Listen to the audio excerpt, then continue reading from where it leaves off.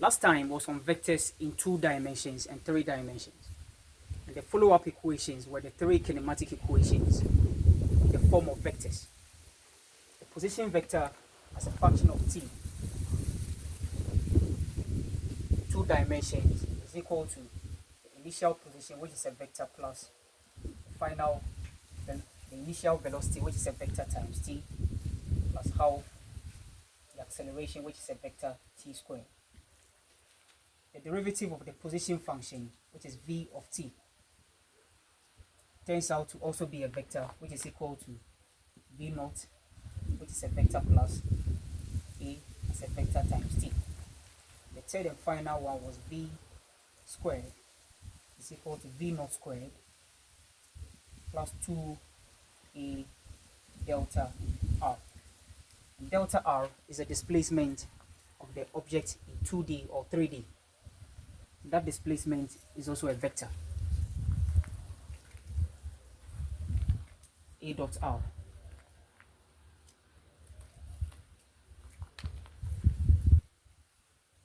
So in this video we apply these 3 vector equations, which are kinematic equations, to unravel at the understanding of a type of motion that we call projectile motion.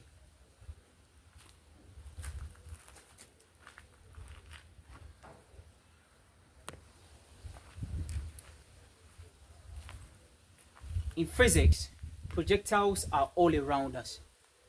People launch stones into space for fun. People release stones from catapults. Discus throwers throw discuses, javelin throwers throw javelins. And they all take one shape. And that shape is a parabolic shape.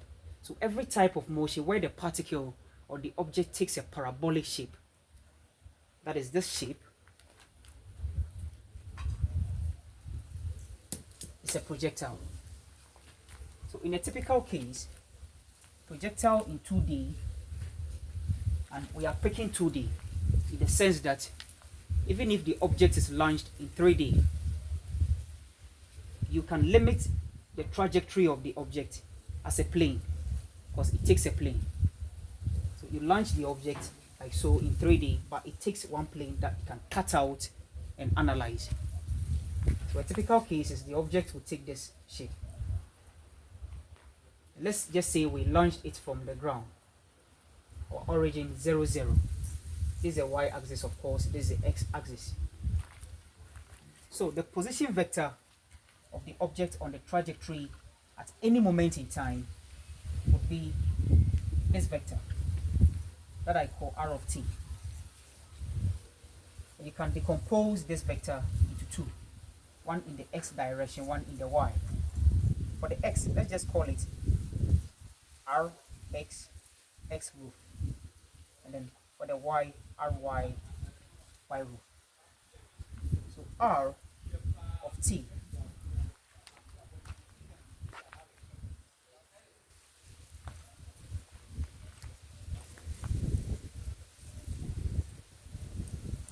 is equal to the position vector in the x direction, which is a function of t. So rx is a function of t. The position of the object in the x direction, it changes from time to time. If the object reaches here, see, the rx you get will not be the same as when the object reaches here. Of course, even at the origin, the rx is 0. So times x roof plus ry as a function of t times y roof.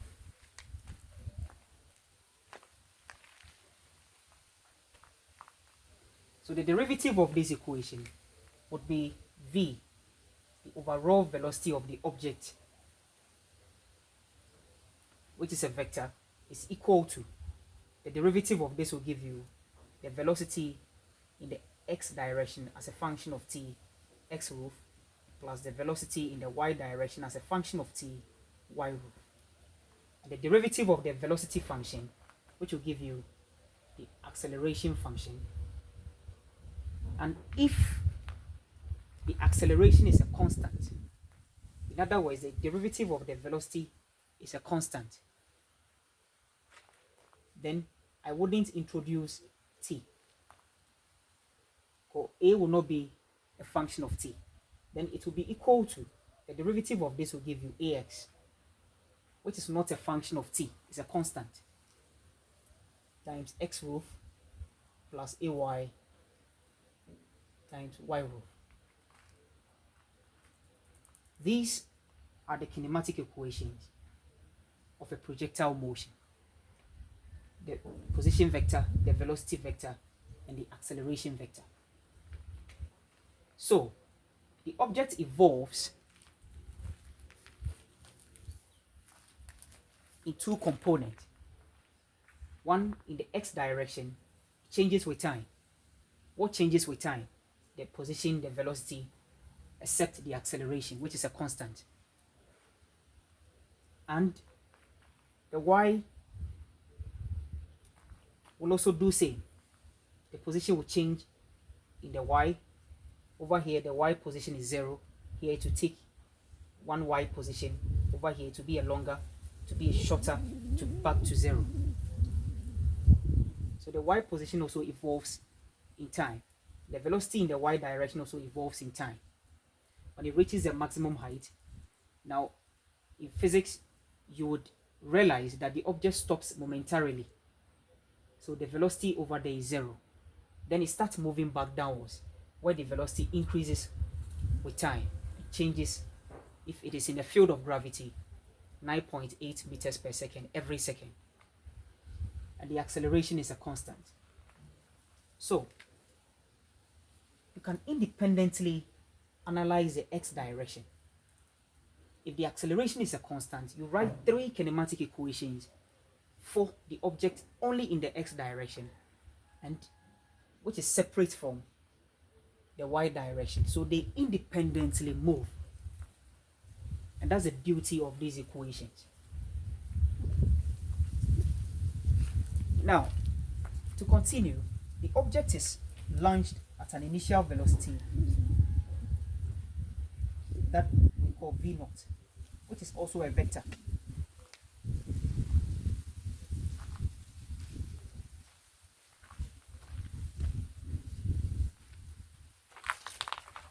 And v0 can be resolved into x component and the y component. Given the angle the initial velocity mixed with the horizontal, say theta, then v0 as a vector is equal to the magnitude of the v0 cos theta in the x direction. So the velocity is decomposed into x direction and y direction. And in the x, you have v0 cos theta plus v0 sine theta in the y direction, that is y roof.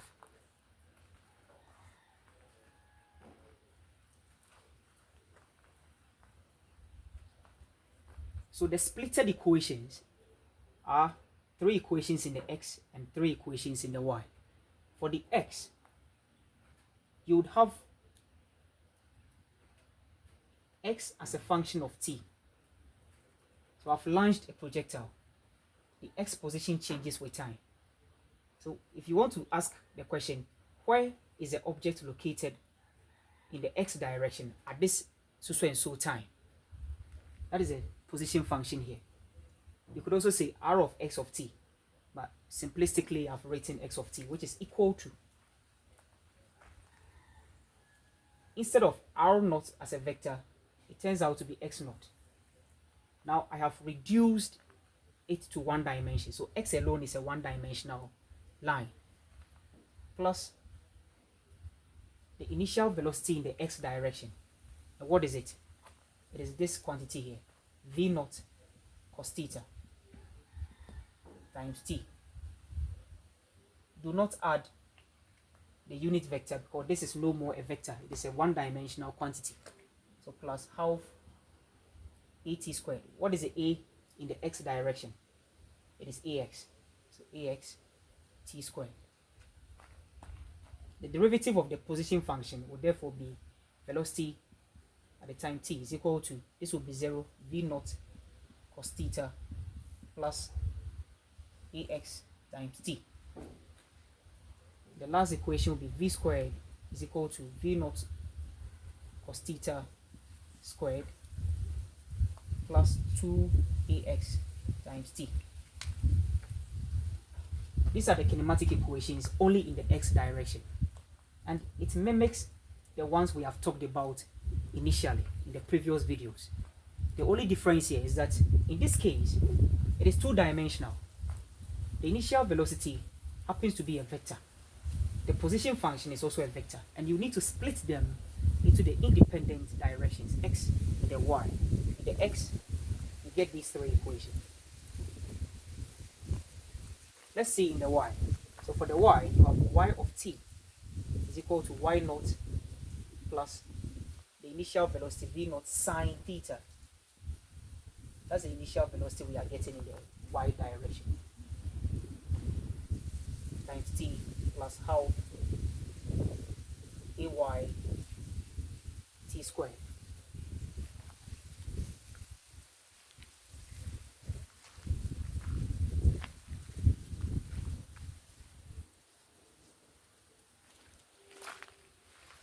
And the derivative will give us a velocity function of time in the y direction, which I would call vy of t. Let me call this vx of t, and this vx.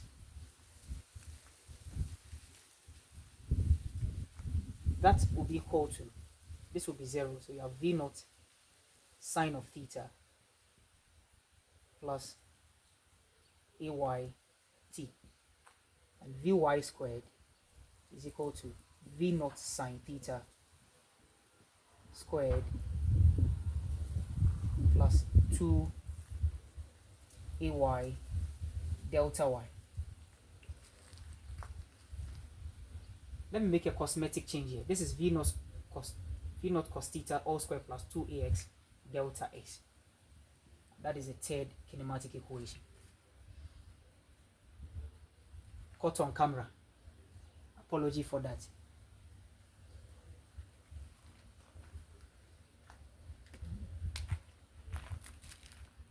So if you launch an object, you say gravitational field close to the Earth's surface where the acceleration is a constant, the object will take a parabolic shape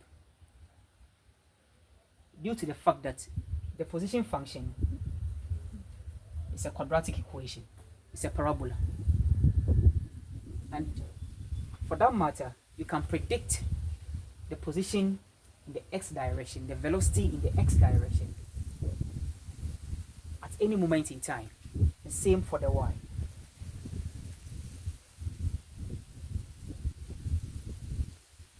And these three were splitted from this vector equation, and the overall are here.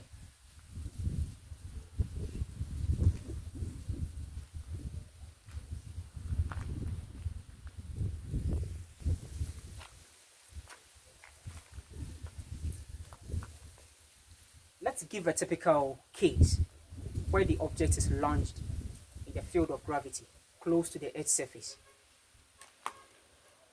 In that case, g, the acceleration is approximately 9.8 meters per second squared.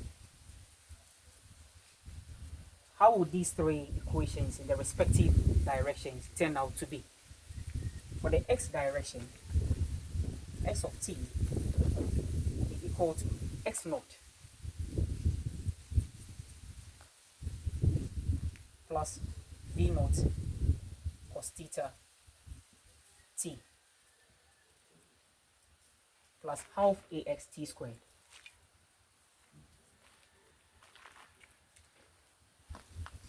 A very important quantity appears here, ax, the acceleration of the object in the x direction in the field of gravity. Like you take a rock, you release it from your hand, you give it an initial velocity, then you remove the force, you leave it to gravity to take care of it. So when the object moves, you have already removed the force, gravity has taken over. The force you exerted only gave it an initial velocity. But then when gravity takes over, gravity is a vertical force downwards. Gravity doesn't act horizontally.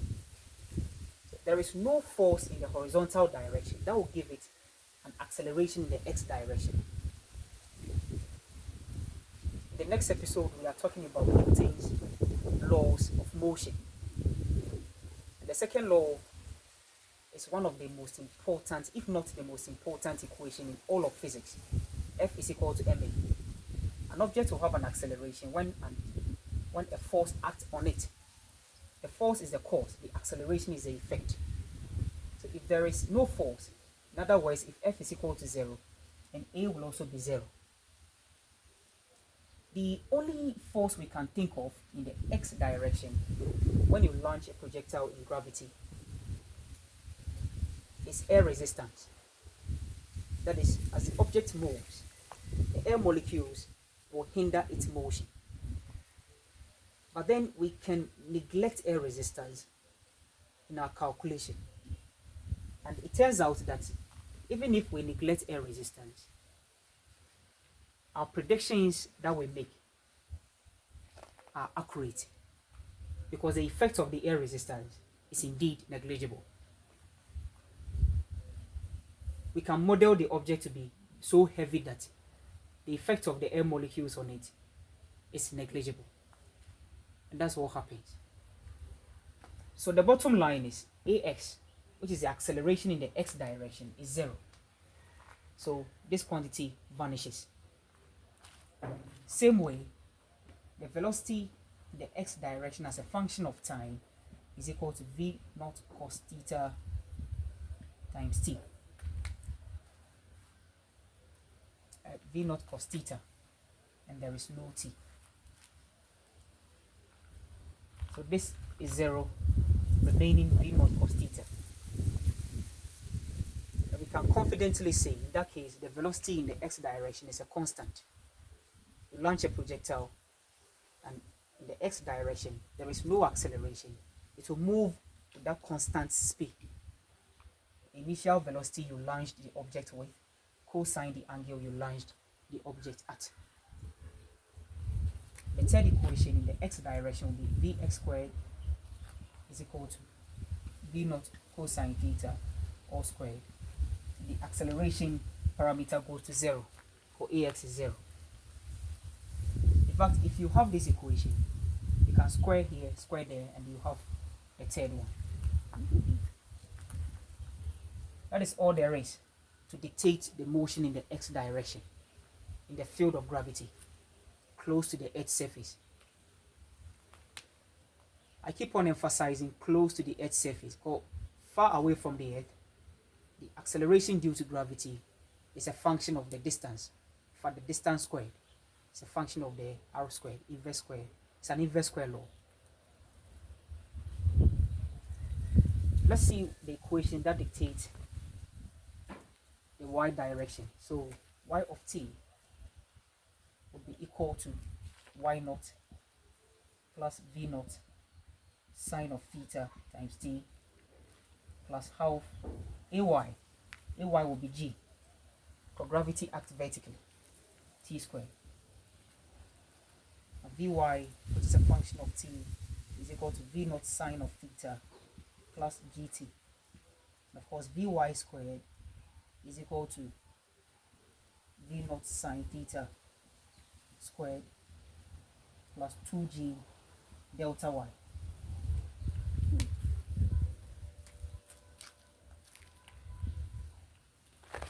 So the effect of gravity is only in the vertical direction. That's why the acceleration due to gravity pops up only in the x, that is only in the y direction equations.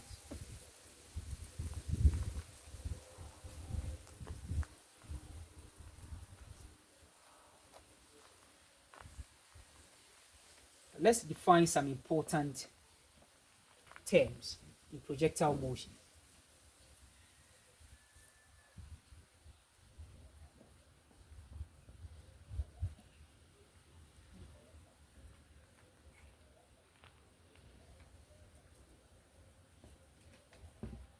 So we take the typical case where the object is launched from the ground at an origin 0, 0. Then it takes this shape, follows a parabolic trajectory. A trajectory is a path on which the object moves, launched at an initial velocity v naught, which is a vector. And if we resolve that, we're going to get v naught cos theta x rho, v naught sine theta y rho.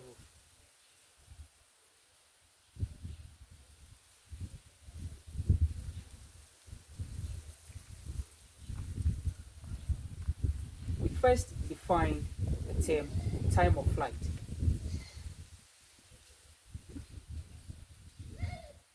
And we will denote that by capital T.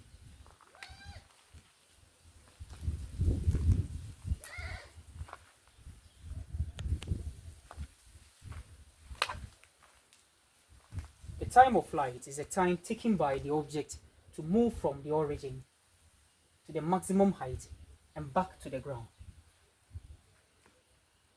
So the time taken on its entire trajectory is the time of flight. How do we get the time of flight? We can get that from any of these equations, but we need to be selective. So let's just see how these equations will be embellished, knowing very well it is launched at the origin 0, 0. So x naught will be 0. This moves away. It's not always when x naught will be 0, but in this special case where it is launched from the origin 0, 0, x naught will be 0. And then y naught will also be 0.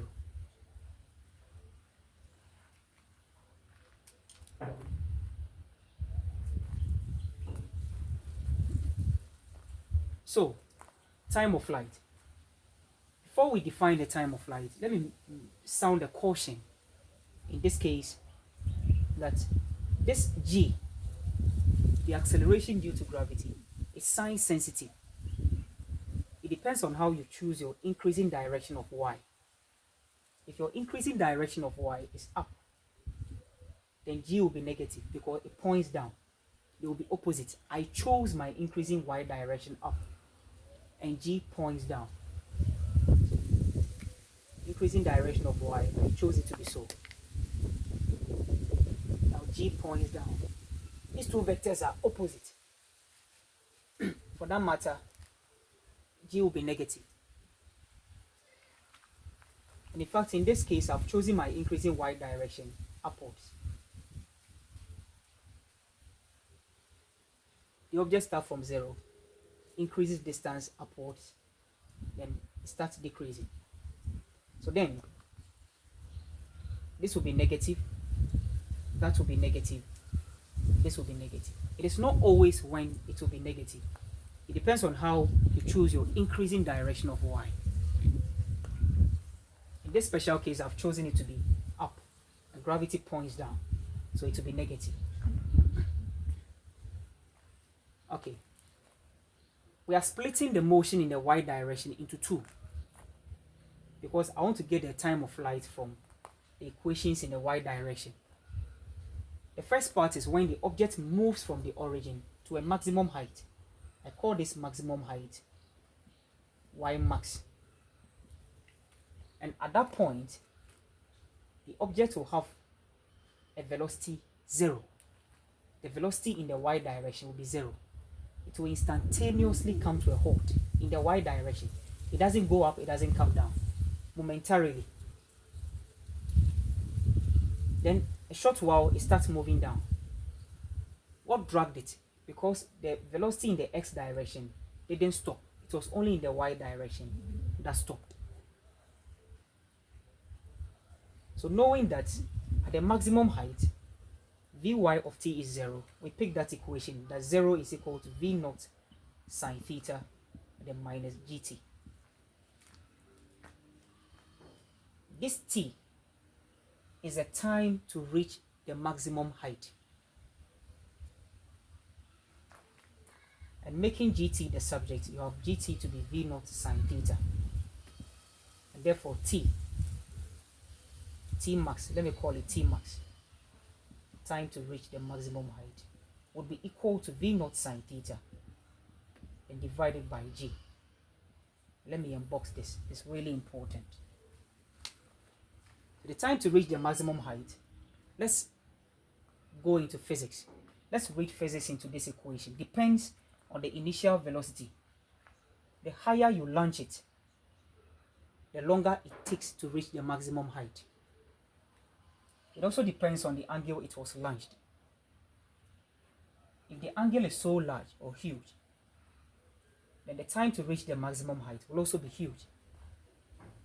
And that means the maximum height would be reached when sine theta is 1. For that matter, theta is 90 degrees. And it is also inversely proportional to g. So if you go to empty space where g is 0, the time to reach a maximum height will be an infinite quantity. So you launch a projectile in empty space, it will travel forever and ever because there is no gravity acting on it to bring it down. So the time to reach the maximum height will be infinity, but it will travel forever. That is Tmax. So Tmax is the time to reach the maximum height, which is exactly half of the trajectory. So the time of flight will be 2 times the time to reach the maximum height, which is equal to 2 times v0 sine theta divided by g. And that is it.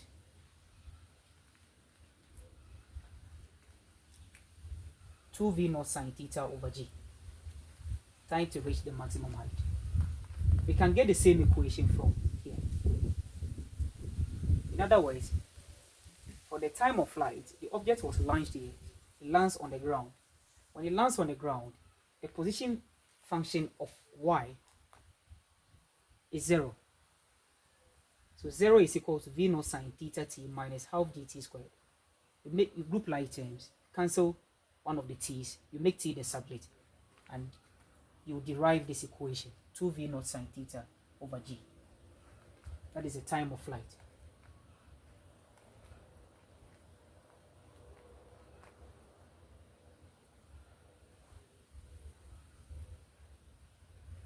The next term is the maximum height, which I call y max. That is a maximum height. How do we define the maximum height? At the maximum height, remember the velocity in the y direction is 0. So let's use the third equation here. This will be 0. So v0 sine theta squared minus 2g delta y. The delta y would be the maximum height. So 0 will be equal to v0 sine theta squared minus 2g y max. So in that case, the delta y here, which is a displacement in the y direction, knowing very well the object was launched from the origin 0. And the delta y will be simply y max.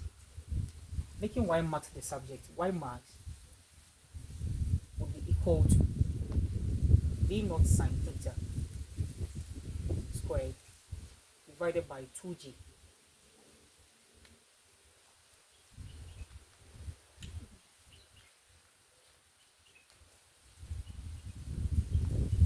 So the maximum height reached also depends on the initial velocity. The higher it is, the higher the maximum height it reaches. It sounds well, it sounds good. It also depends on the angle theta. The larger the theta, the larger the maximum height reached. And it also depends on g. The same way the time of flight depends on g. And it is an inverse dependence.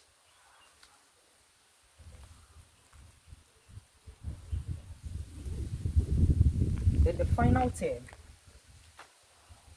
I will give is a range. And the range is the maximum horizontal distance traveled by the object. This is utilized by discus throwers and javelin throwers, the Olympic Games. If you want to achieve a maximum range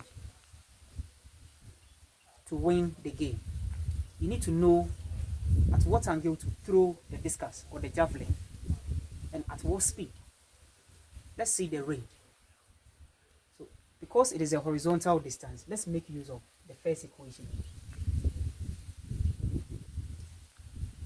So at the range, which is the maximum horizontal distance, the object will hit the ground at the time of flight. So at that time, x of capital T, which is at the time of flight, will be equal to v naught cosine theta times the time of flight. In that case, which is 2 v naught sine theta divided by g.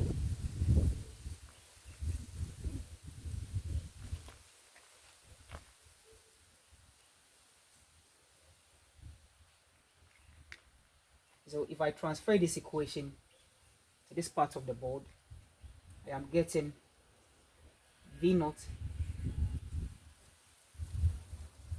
times v naught times v naught, which is v naught squared, times 2 times sine theta cos theta divided by g.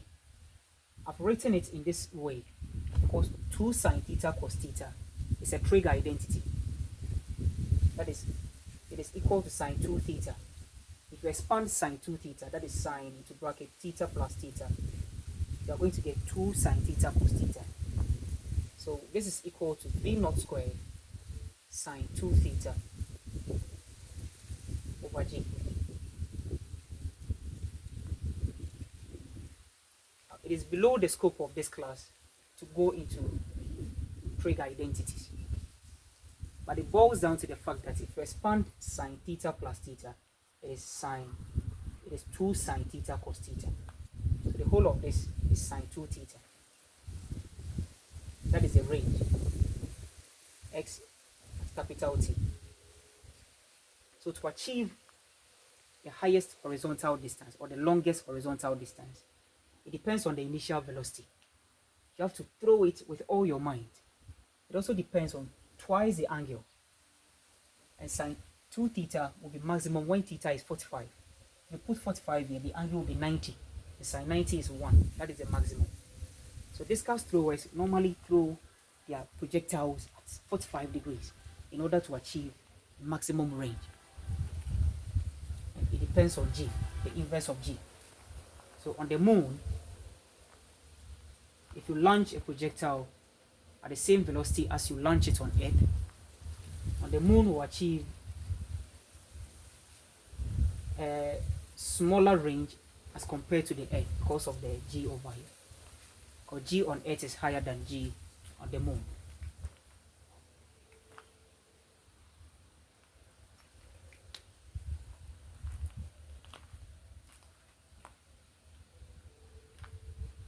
This is a summary of the rudiments of projectile motion. The basis of projectile motion are derived from these equations, which I've explained to you. In fact, all other problems in projectile that we meet in our daily lives as physics lovers are produced or gotten from these equations. They are just embellished. Sometimes you can launch an object on a tower instead of on the ground. In that case, your initial position would not be 0. So x naught will come back, y naught would come back. So this is not always 0. And then again, if you choose your increasing y distance or direction, the same direction as gravity, then this will be positive. And if they are opposite, G will be negative. So in the next episode, we are solving lots of projectile problems. And stay tuned. This is an advanced physics class. Please click on the notification bell, comment, share, and like the video. Stay tuned.